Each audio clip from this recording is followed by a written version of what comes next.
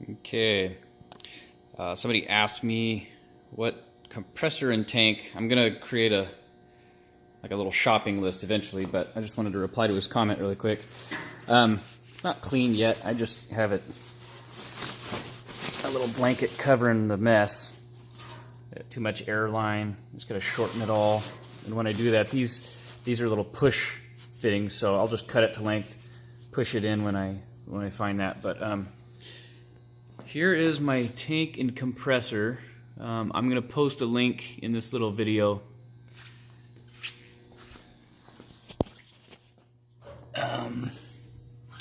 Let's see. You can see, sorry, this is the tiny little line that comes with the Gabriel shocks I'm using. Those Monroes came with this tiny stuff also. I have it going into... So I have this pressure switch. It says it's a 150 psi pressure switch. Oh, I guess it says 145 on there. It was advertised as 150 on Amazon. There's the relay. I guess I thought it was 150. I was only getting about 140, so I guess it's working the way it's supposed to. The tank's only rated for 150, so it's a 2-gallon tank. And when I ordered it, it was, here's the compressor. It's a 280C compressor. It works great. It's really not all that noisy. It is when I got a lot of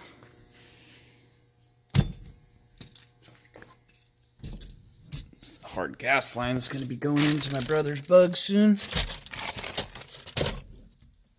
But anyway, I have my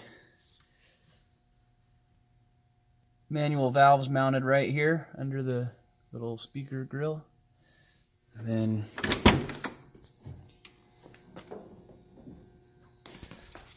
I also put a little toggle here, so when I turn the key on, I can... Oh, I have my battery unhooked right now because I had to...